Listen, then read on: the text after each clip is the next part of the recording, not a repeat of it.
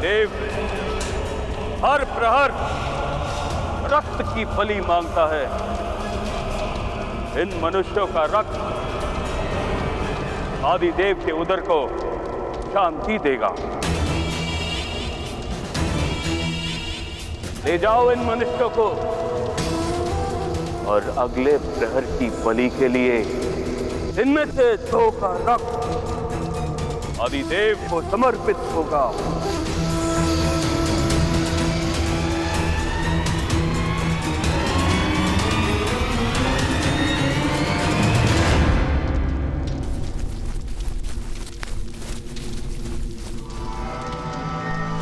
माता, आप चिंता मत कीजिए, भ्रातागण हमें उन वनवासियों से अवश्य मुक्त करा देंगे।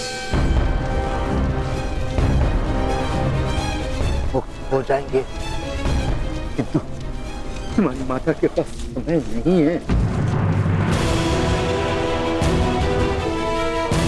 उसे शीघ्र किसी वैद्य के उपचार की आवश्यकता है।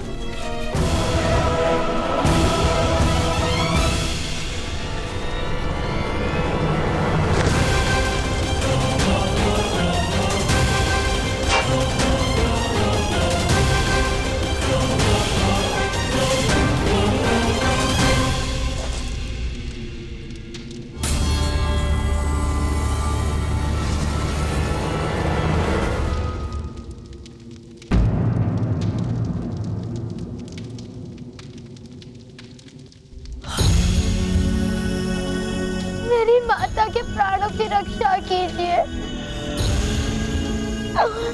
उन्हें वैद्य की आवश्यकता है। उनके प्राण संकट में है। प्राण तो तुम्हारे भी संकट में है बालक। मैं तुम्हारा वध कर सकता हूँ। क्या तुम्हें भय नहीं लगता? मुझे भय मेरी माता की मृत्यु का है। यदि मेरी मृत्यु से मेरी माता के प्राणों की रक्षा हो सकती है तो मेरे प्राण ले लीजिए, किंतु उन्हें वैद्य की आवश्यकता है। मेरी माता बहुत पीड़ा में है।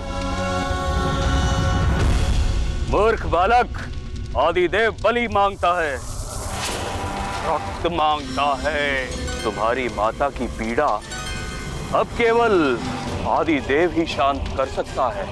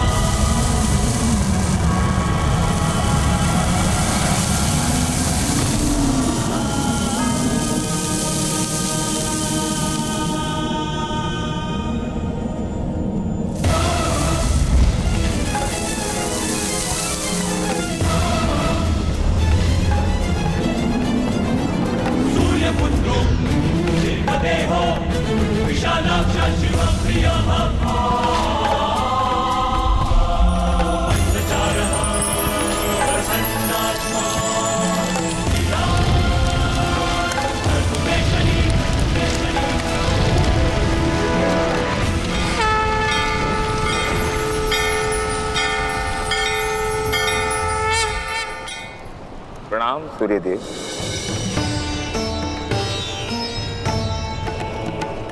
आपका पुत्र कर्ण इतनी विपत्तियों का सामना क्यों कर रहा है भगवान सूर्यदेव? सोना पिघलकर कुंदन बनता है, जल भाप बनकर शुद्ध होता है, और शक्तियां संघर्षों के कारण ही सामर्थ्य में परिवर्तित होती हैं पुत्र शनि।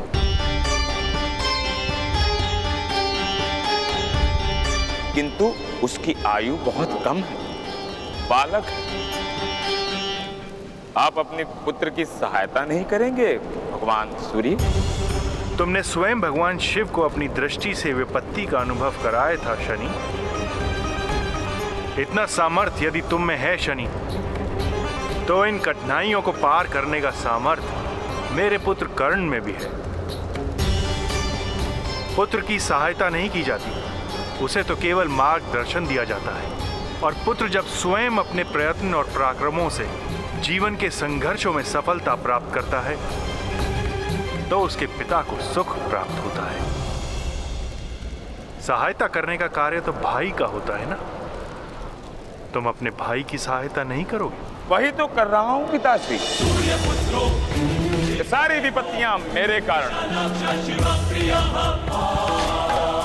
कर्ण के भाग्य में मेरी दृष्टि से 7.5 वर्ष की कठिनाइयां लिखी हैं। आज मैं उसकी अंतिम परीक्षा लूंगा। जीवन और मृत्यु का अंतिम खेल होगा आज।